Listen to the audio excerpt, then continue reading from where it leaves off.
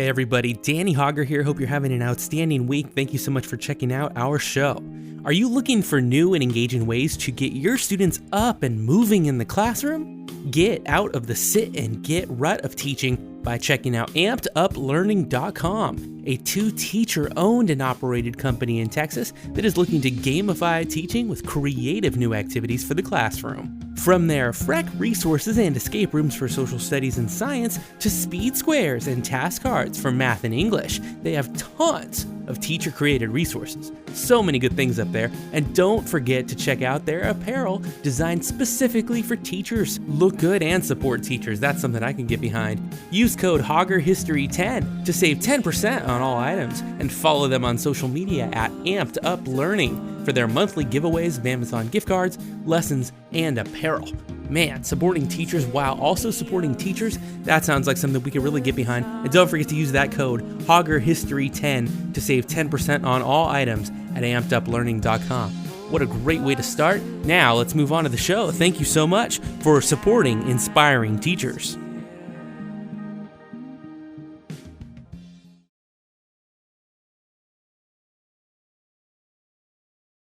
Welcome to Inspiring Teachers, a show bringing you classroom tips, motivation, and stories from successful educators. Join Tavis Beem and Danny Hauger as they explore the why of teaching.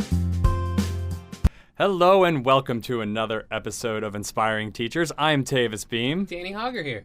And today we are going to talk about mindfulness in the classroom. Danny, do you do any mindfulness work with your students? I don't take a lot of time for it. I did it more when I was in middle school, and I really liked that, especially coming in from recess, coming in from lunch. When I was with them all day at a Catholic school, that was a really good environment for it. Every environment, though, can be good for it, right? Right. Absolutely. I mean, as a shop teacher, I see that it really applies to what I do, talking about knowing where your body is, knowing where your mind is, especially before students start using any kind of power tools or anything like that. Maybe to start, though, we should talk a little bit about, what does mindfulness mean? I mean, for me, what I tell my students, mindfulness is about your ability to pay attention to one thing and your ability to pay attention to the experience that you're having. Did you say that just because I was multitasking while we were? Yeah. That's a good point. No, it is a good point that we sometimes need to stop doing three things at once so we can be a part of the conversations that are happening. And for sure, high school students too, I imagine mine are always thinking about lots of different things. So might be a good chance for you as a teacher to center everyone's thoughts on one event in one location and build on the moment that you're having. I know there's a lot of people out there that really pride themselves on their ability to multitask, but I have learned that I am not one of those people. And especially in this distance learning format where I've got 30, 40 kids on one monitor, and then their assignments going up on Google Classroom in another monitor, and then I'm over here trying to edit. I make a lot more mistakes when I'm doing many things at once, but if I'm focused on just one task at a time, I do a good job. And I really want to convey that to my students.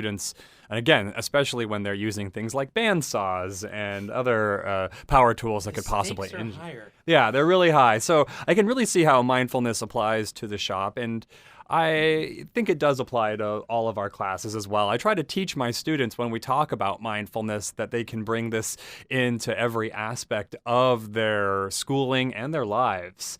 One thing that I think is really valuable about the whole mindfulness process is that it doesn't require any tools, any money, any technology. It doesn't require anybody else. Whoops. And it's something that's always there with you. You have this ability. And as teachers as well, we really should be engaging in something that kind of takes us away from the stress of what we're dealing with. I mean, right now, we've got, a pandemic, and we've got global unrest, and we've got politics. And if you're in California or the West Coast of the United States, we've got fires, and there's just so much going on that taking a little pause, a little vacation, and don't worry, it'll be there when you get back. All the stress, all those things, they're not going anywhere. But just to take that little bit of time to give yourself a break from it, I think is really valuable. And not live in all those things all the time. Right. Like, go back to living inside yourself and check in with yourself. And really, check in with your mind and see what it's doing. We have the tendency to play the same thoughts over and over and over again in our minds. And the more we become aware of those thoughts, the more we see them occur, the easier it is for us to let them go, and the easier it is for us to not really believe them as necessarily true. I could see the value in that, and it's just a chance to rebalance your thinking too. Yeah. So what I've done is I've created a separate YouTube channel from Inspiring Teachers called Moreful Mind, and it is for teachers. It's a resource for teachers to play short mindfulness lessons at points in their class.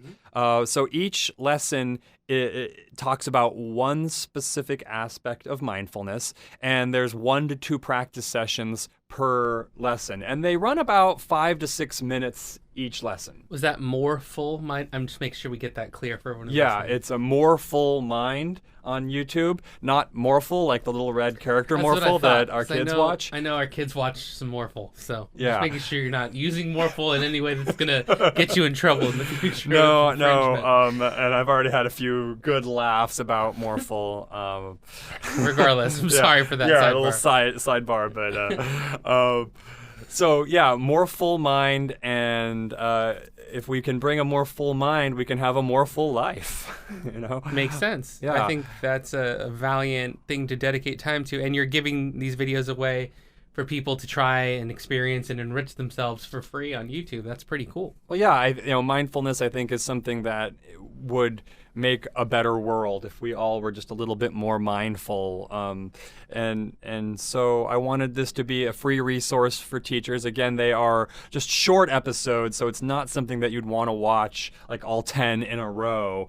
You'd want to introduce one maybe every other class, and talk about some of the activities regularly and see if the students can bring those activities into their lives. So what kind of processing assistance do you think is the benefit of one at a time rather than binging? This is kind of the opposite of binging. Tell me about that. It is. The idea is to slowly integrate it into a student's life rather than to just throw a whole bunch at them once and hope that they pick it up and go. It can be a lot for somebody to just sit down for the first time ever and go through the mindfulness practice to engage with thinking about their own thoughts can be quite hard. So the thought process behind this set of videos was something that you could slowly integrate into a student's life over a long period of time, hoping that it'll bring that awareness to them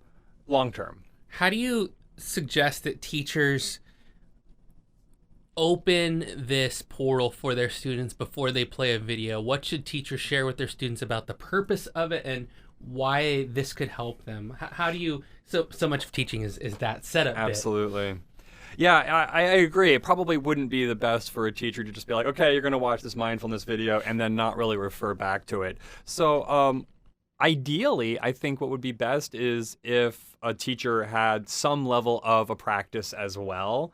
If they're going to talk about mindfulness in their class, to have experienced it on some level. I would definitely recommend that a teacher also watch the videos before they show it to the students so that they can talk about the topics with them and really engage them, bring their own life experiences. Over YouTube, I can't ask questions and then respond to those questions, and students will bring up good points as well. Like I had a student say that, the technique that I was teaching for her to think about her thoughts wasn't as useful as her own technique. And so, in that instance, I suggested to her that she play with both of the techniques and see which one long-term works better, validating their experience and what they say works, and then also giving them an opportunity to really engage with the curriculum that I was sharing with her as well. So I think that being somewhat invested in the mindfulness process for the teacher is going to be the best thing that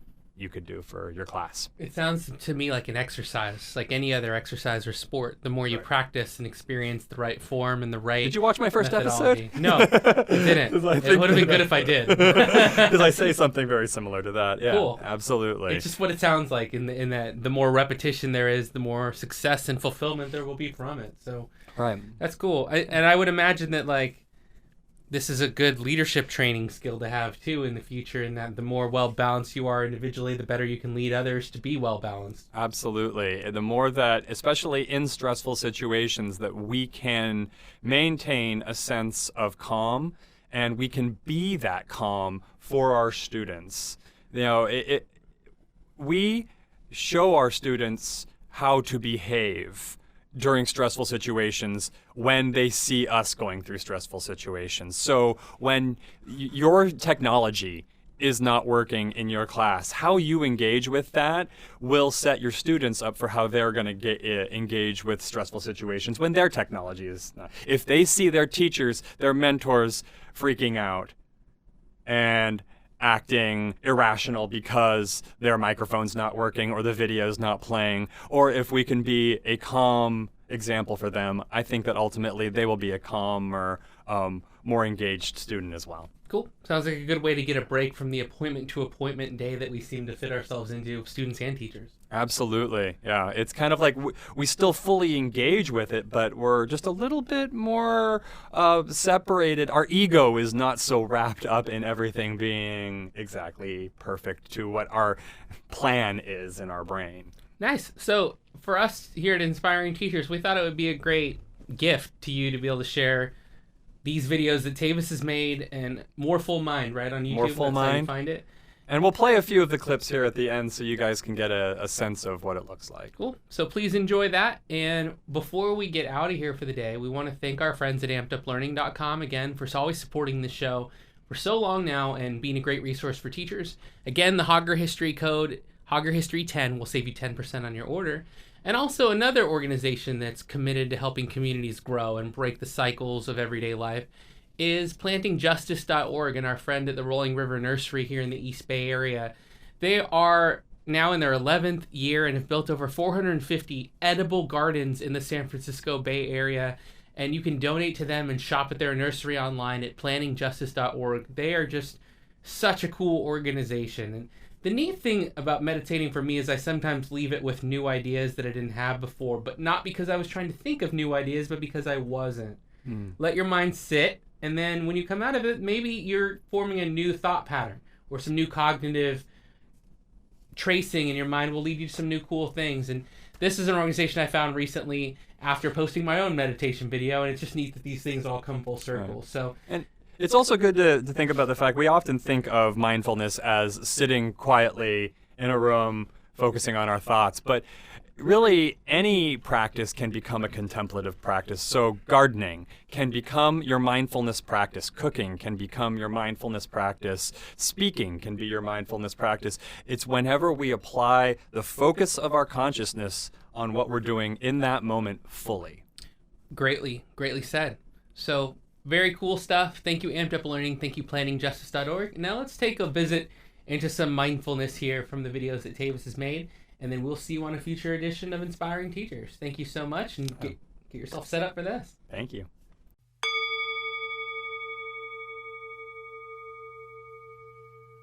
When we were in school, teachers would tell us to pay attention.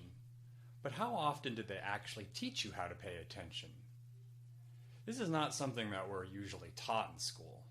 You know, we go to school to develop our minds and brains with knowledge, and we work out our bodies and play sports. But we spend very little time developing our minds and our ability to focus, pay attention, and recognize our emotions. Mindfulness is the ability for us to pay attention to one thing at a time, the ability to pay attention to our experiences. Here is a list of experiences. If any of these have happened to you, mindfulness might help. Have you ever mindlessly said or done something that was hurtful that you later regret? Or been so angry that you felt like you couldn't control your actions? Been anxious talking to people or nervous about how other people think about you? Maybe your mind keeps talking and you can't get it to stop.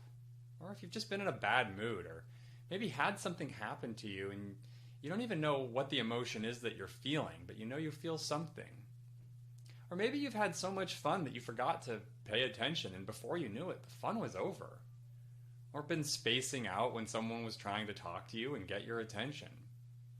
Or maybe you've been so engrossed in social media or video games that you didn't even really notice that hours had passed. As we develop our mindfulness and bring mindfulness into our lives, we start to notice our thoughts and feelings and emotions. We develop an inner balance and stillness in the midst of the events of our lives that we cannot control. Also, by paying attention to our thoughts, feelings, and emotions, we experience a richer, more full life. When our minds focus on the experiences of life, it becomes more real, more in the moment, happening to you right now. Think of your emotions as a television.